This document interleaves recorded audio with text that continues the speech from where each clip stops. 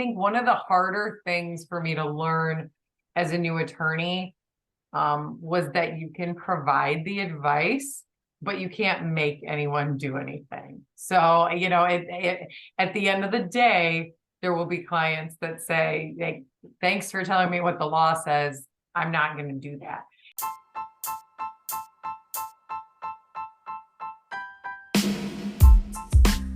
Welcome back to another episode of Kel's Big Little World. For our new listeners over on this channel, I'm Kel, and I interview guests from all around the world to explore their beliefs, careers, and day-to-day life, all to reveal that we are united in something greater, a shared journey through this big little world we call home. Today we'll be talking to a woman who has done a lot of behind-the-scenes work to ensure the success of schools around the state. John Dewey once said, "Education is not preparation for life. Education is life itself." I'm elated to announce our upcoming guest is one who protects our right to life in the pursuit of education. With that being said, let's welcome our upcoming guest, attorney Jennifer Starlin. Jennifer K. Starlin is an attorney at Thrun Law Firm, where she defends clients in state and federal courts on a variety of student, employment, and civil rights matters. She's worked hard for the Michigan education system and advocating for various school districts, colleges, and academies on a federal level. She's a double Spartan, getting her bachelor's from James Madison College and Michigan State University and her law degree from Michigan State College of Law. She is dedicated to serving Michigan through tirelessly defending for student and teacher rights. Her work allows us to pursue quality education at home and in school. Well, hello. I just want to thank you for being with me today. Hi there. I'm happy to be here. So I'll probably get started with the first question. When did you first know you wanted to be a lawyer? Well, in college, I definitely kind of trended that way. I went down a couple different paths, but I always came back to law. So I always thought that was sort of the first time that I really wanted to be a lawyer. But then I looked back at my high school yearbook, and there was a reference in my senior page to wanting to be a lawyer when I grew up. So I guess longer than I even remembered. Did you think that in college that would be an achievable goal, that you were able to get into law school, pass the bar, and those things? I can't say that I thought all the way out to the bar exam at that point in time, but I did focus on getting into law school. I went to Michigan State for undergrad, and so there was a law school right there on campus, which is where I ended up going to law school. So yeah, as it got closer, it was sort of one step at a time. I took the LSAT, which I think stands for Law School Admission Test, and I did well enough on that to be able to get into some law schools. And so I started applying. And at that time, I was still kind of considering, is that something I wanted to do? I ended up going through with it. And then once I got to law school, I worried about would I be able to pass the bar, but luckily I was. Going into law school, did you know what type of law you wanted to practice? No, I didn't at all. I knew that I didn't want to do criminal law, and I knew I didn't want to do family law, because those both sounded a little bit depressing. So the transition from like undergrad workload, how was it different from law school workload? It was very different. Law school is much more a full-time job when you're there. Whereas undergrad is more similar to school. I mean, it's certainly still more intense than high school and undergrad, but once you get to law school, it's definitely a lot more work, and you have to do the work. I went to Michigan State for undergrad, so you were in a lot of classes with 500 people in a lecture hall, and you could certainly blend in. In law school, it's smaller classes, and the professors generally use the Socratic method, and they just call on you. So you always have to be prepared to, and you have to have read the 20 cases the night before in case they say, "Oh, Ms. Starlin, what did you think of this case?" or explain it to the rest of the class. So they certainly keep you on your toes. Now, a lot of people get jobs during law school or have sometimes internships. Were you a part of any other out of classroom activities? Yeah, so the job I have now, I started as a law clerk after my first year of law school. And so it was August of 2008. I had just finished my first year of law school, was starting my second year. And I got a job as a law clerk at Thrun Law Firm where I work now. And I stayed on as a law clerk for my second year of law school in that summer, and my third year of law school while I was studying the bar, and I never left. What were some of the things you were doing as a law clerk, kind of like shadowing, or was it more of a like full-time job, like secretary work? So a lot of it was shadowing. There was some secretary work in there as well, but a lot of it was, going with attorneys to depositions or, doing research so that they might come to you and say, hey, we had a client ask this question. It's kind of an unusual question. Can you research and figure out if there were any cases, if there's any case law out there, attorney general opinions, any other authority. And then usually you'd write like a memo to the attorney who asked you to do the research, kind of summarizing what you found. So that was a large part of what I did, was a lot of research and then kind of typing up summaries. At any point, did you find it hard to balance law school and a job?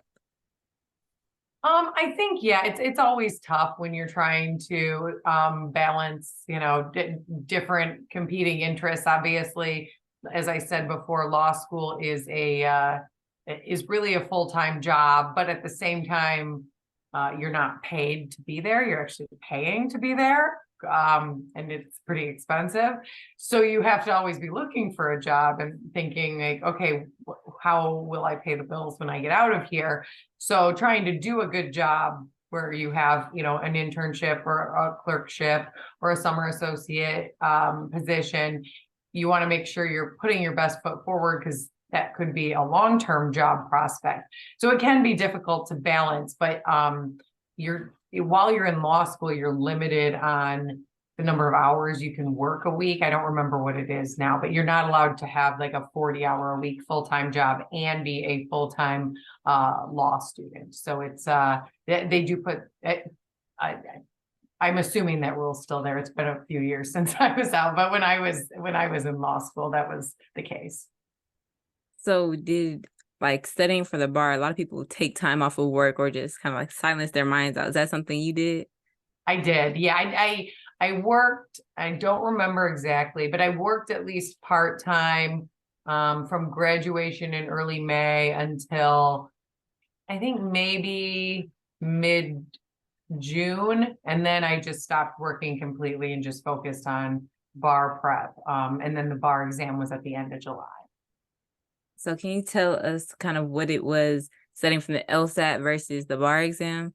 Oh, yes. Yeah, very different. The LSAT studying, I don't even remember if I took a class for the LSAT. I may have just gotten some books and kind of, flipped through what to do. I probably should have studied a little more for the LSAT, but it was sort of just self-paced, self-driven.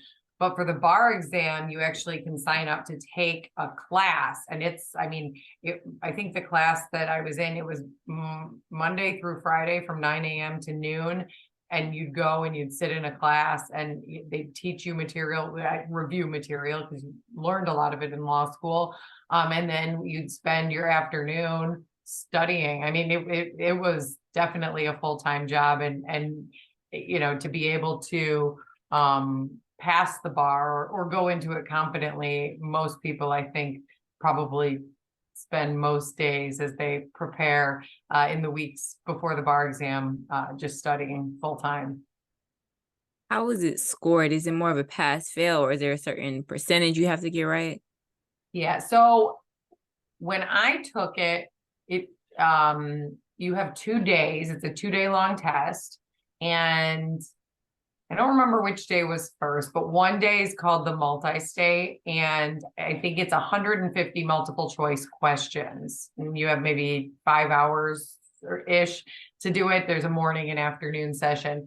Then the next day is specific to Michigan law, and there's 15 essays. And again, you have the morning and afternoon. And then you do get a number score.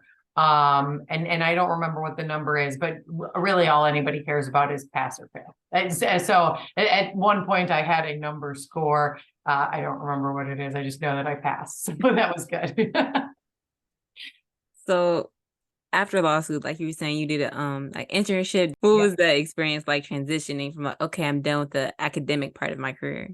Yeah, it's so I think anytime you are starting off as a new lawyer, especially if you've worked at the same place, like I worked at Thrun in law school, and now I work there as an attorney, but making that transition from law clerk to attorney and showing people like I'm a real lawyer now and I can do real law work, especially if they've been accustomed to you being a law student. You certainly have to demonstrate that you're able to do that, and um, make that transition and remind people sometimes, like, hey, I can actually sign documents now. I'm allowed to do this. So it certainly is a little bit of a transition. At the time I graduated law school in 2010, it was a really bad market for new lawyers coming out of school. So I was the only new hire at my firm. And I know sometimes firms will have like a class of several attorneys that come on all at the same time. But we are a little bit smaller than some of those bigger firms, and uh, there wasn't a lot of hiring going on at that time. So I did, have to sometimes remind people I'm official now, guys. I can do the work here. Now, why did you choose specifically to practice education law? So I started working at Thrun.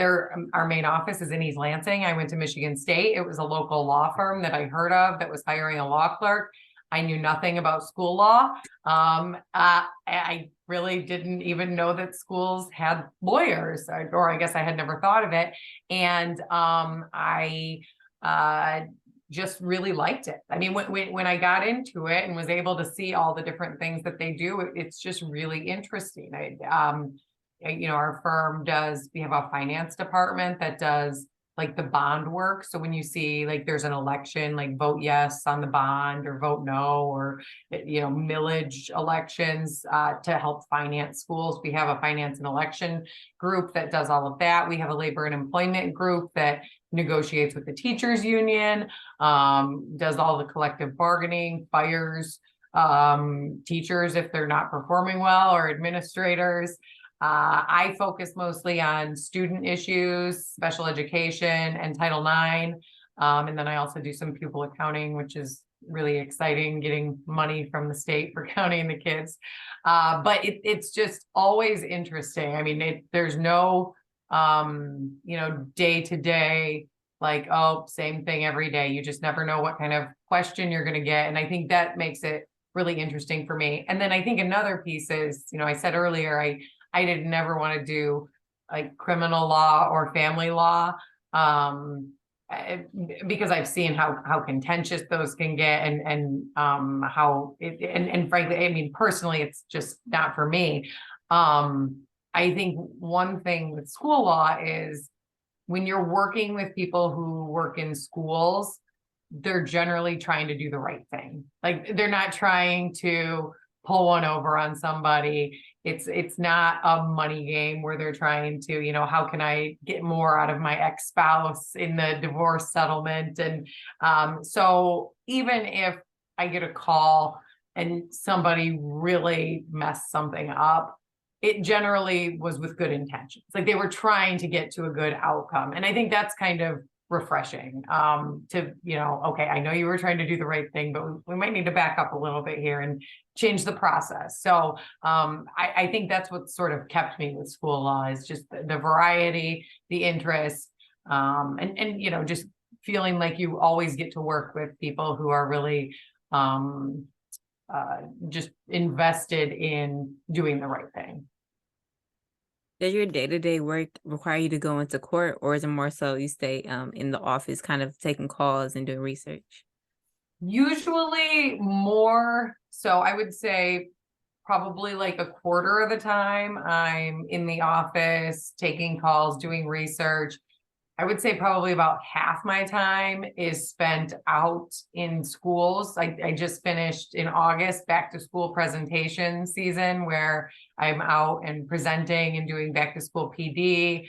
And then the other quarter is sort of a mixture. Some of it might be in the office, some of it might be in hearing. A lot of our hearings now through the state are virtual. So technically in the office, but also in court at the same time. But yeah, so but a lot of my job is going out to school districts and going to school board meetings at night, presenting during the day. Sometimes I'm going to student expulsion hearings. Sometimes I'm, presenting to the board, talking to them about, hey, there's a lawsuit or somebody's threatening a lawsuit. And sometimes I'm just there doing like an investigation, interviewing people. But especially after COVID, I mean, a lot of, myself included, but a lot of people are a lot more adept with Zoom and other virtual platforms. So there is a component that's certainly more virtually based now. Now, what challenges have you faced throughout your career that you feel like are significant or have changed the way you work as an attorney? And I don't know if this is exactly responsive to your question, but I think one of the harder things for me to learn as a new attorney was that you can provide the advice, but you can't make anyone do anything. So, at the end of the day, there will be clients that say, thanks for telling me what the law says. I'm not going to do that. It's not super common, but that's really, I think as a new attorney, that was something that was really hard to get past. Like I felt like I wasn't doing my job if they weren't listening to me, or I wasn't putting the information out there in a way where they would understand that that was the best choice. So that's something that I try to also pass on to our newer attorneys as they come in, like, lay out all the options, make yourself, let the client evaluate the risks and the benefits of following or not following your advice. And at the end of the day, clients have to make their own decisions.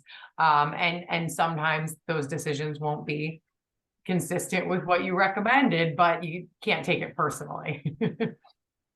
Now, whether it was a good or bad outcome, what was one of your most memorable cases?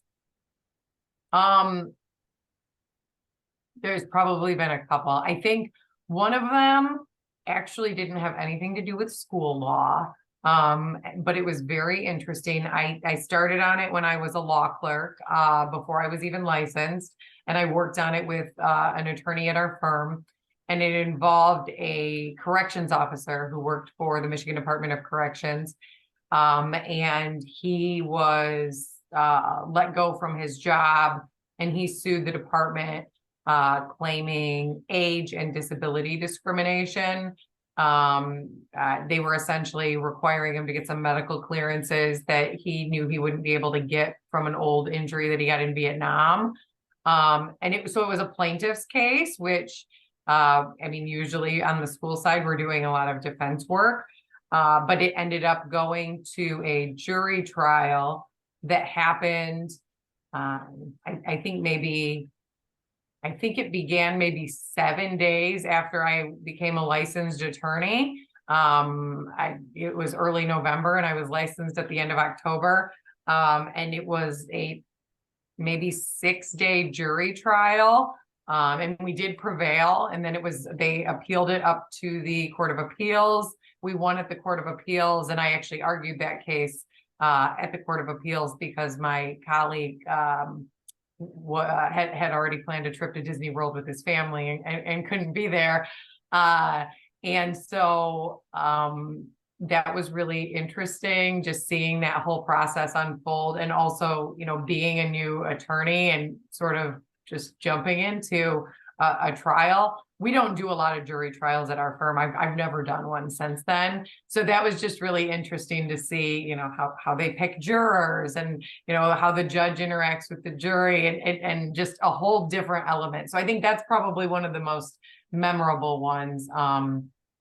and then I've probably forgotten more crazy stories than I could even think of, because when I have, school principals, school superintendents calling and talking to me about things that parents or kids have done, there's a lot that make me raise my eyebrows. Now, what was going through your head, like emotion wise? You're in court for one of the first times, you're in front of a jury and you're presenting something in front of them. Were you, as a new lawyer at that, were you nervous? Were you more excited? Oh, I was super nervous. I was very, very nervous. It's really strange. I mean, when I do hearings now, there's usually, we do a lot of administrative hearings. So there's an administrative law judge who is evaluating the case, and you have that person sitting there, and you have to present your case to them. Hey, this is why our side of the law is better. But when you have jurors who you don't know if they know anything about the law, and they might be just judging, like, I just didn't like the way you looked, or I just, you don't know what their basis is going to be for making a decision. And I think it was also, normally we represent schools as entities. Here it was an individual person. I mean, it was a person who had lost his job. He hadn't planned on leaving his job that soon. He had planned on working a couple more years. We got to know him and his wife quite well. And they were just really great, really kind people. And so it's like, for me, this is a case, but for him, this is his life and his livelihood. And so it just feels like there's so much more on the line. And he was, given his age, he probably would not have started like another career at that point in his life. Like, he was close to retirement age, but not quite ready to retire, but certainly not a person who would say, oh, okay, well, I'll just take this and go do something different with my life. So yeah, I was very nervous. And I know my colleague would say the same. He was a little bit more experienced than me, but I know he was still very nervous. Now, And then waiting for the jury too. Sorry, like, they're out and you're like, what are they doing? What are they talking about? So it was very, we were very anxious. so now going into law school, you probably watched the movies and TV shows about, law school and actually being in court. How does that translate to real life law? I mean, I think a lot of the movies about law school are pretty spot on. Like, I think of like Legally Blonde.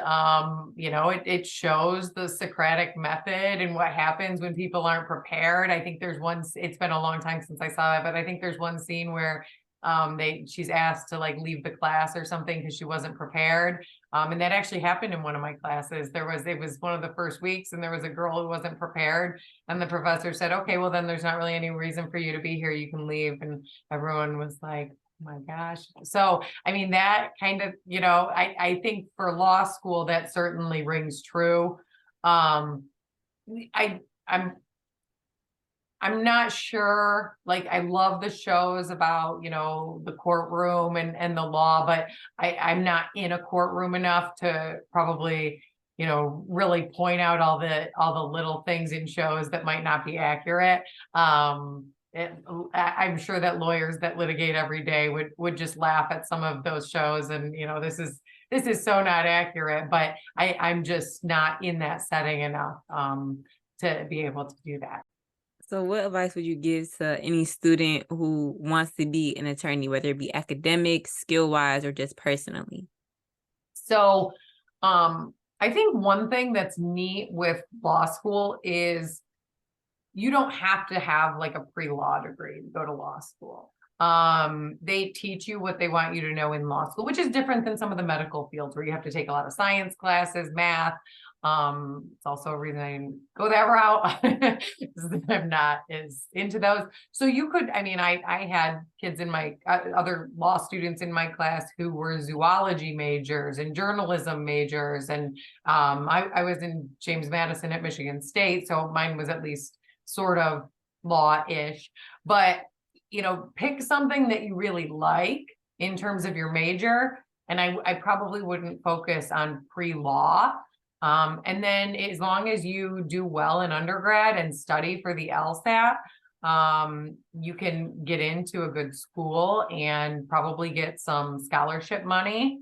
I would encourage you to have scholarship, like try and chase as many scholarships as you can, because law school is it's more expensive than it was when I was there 13 years ago, and it was very expensive then. So, paying on student loans for many years is not probably what everybody dreams of doing when they get out of school. But yeah, I'd say pursue something that you're passionate about in undergrad, because you can certainly always go to law school after that, regardless of what degree you have. And then once you're in law school, it's hard. So, grades are everything in law school. Get a strong start your first year, because it's hard to overcome that. And people see that in high school too. If you have a bad freshman year, it's hard to get your GPA up. So that would be my advice is, if you can start out strong, work really hard that first year, then it does give you some more cushion room your second and third year. And the grading curve and the classes are a little easier your second and third year. So that you can, have more just relaxation time your second and third year, I guess, and not as much stress in terms of what, am I going to pass this class? What is this going to do to my GPA? If you have a strong start, that usually is better off. What does a school need a lawyer for? Oh, yeah. So a lot of it could be, maybe there's a dicey employee matter. An employee wants to take a medical leave, or an employee isn't showing up to work, or for a student, it could be maybe they were evaluated for special education and found not eligible, and their parent is challenging it. Or maybe their parent doesn't think that their special education supports are sufficient. It could also be, we get a lot of free speech issues. A student posts something on Snapchat and it gets back to the school, and then I have to talk to the school about, the conflict between student First Amendment free speech rights and their ability to discipline. And they have to, evaluate. There are some cases where you can discipline the student and some cases where you can't. Unfortunately, after Oxford, we had a lot of threats. So we got a lot of calls from copycat threats. What should we do? What should we do with the student who made the threat? What should we do to notify other students? How much information can we share with families to, about the student who made the threat, or the fact that the threats contain? And then we still are seeing, a fair number of threats that come into schools. So there's just the possibilities are endless. Now, a question I ask each and every one of my guests is, when did you realize that the world was smaller than you originally thought? Probably in college, because I'm from a smaller town. So I knew that was small. But when I got to college, the Lansing area, even though it's the capital, is kind of small in terms of there's a lot of, like, everybody knows everybody. And you start seeing that, or you start, you run into your professor while you're waiting at Bell Tire to get new tires, and then this person knows this person. And I think a lot of it was also, that was around the time that social media started, and you start seeing those connections, like, oh, how do you know this person? Well, I know this person from here. And it just seems like, that 6 degrees of separation, or whatever it is, everybody's related to Kevin Bacon, or I don't remember the exact analogy, but it seems like that really is true. And I now, in my job, I now have friends who have kids that are starting school. And so then then now I'm the person that everyone's like, hey, this is what the school's doing. And I'm like, sometimes I'm thinking in the back of my head, like, yeah, I know I already talked to them about that, but I can't say anything. So it really, I would say probably like college is when that realization started to set in, but it's just gotten smaller since then. Now, is there any last words or advice that you would give to the audience? Just, I think whether it's the law or anything you want to do, be really sure that that's what you want to do. I mean, I know it's all over the news now with, student loan chat, but college is expensive. And, if you feel like you need to take a year off to think about what you want to do or to go travel the world, do it. Frankly, now I have a career, I have kids. It's hard to get away and travel the world. I can't go to Asia for 2 weeks and, just travel around. This is the best time in your life to do that. So do it and enjoy it. And, then you can pursue a job that you're passionate about, a career that you're passionate about, with the benefit of, having some world knowledge. And I do always encourage people to travel. I traveled a lot growing up. My parents were both in the airline industry, so we were very lucky to be able to have some benefits. But I think it's certainly something that has benefited me throughout my whole life, being able to know and understand how people in other parts of the world live. And it really puts some perspective into what the problems of, our world are, and the fact that some of them truly are not that problematic when you look in relation to how people at other parts of the world. Well, there you have it, the behind the scenes work that allows us to achieve excellence academically across schools in the state of Michigan. Although education law often is overlooked, it is the force that propels us students for greatness across the globe. I want to thank our special guest for joining me today, and a special thank you to all of our listeners. See you next week. Bye.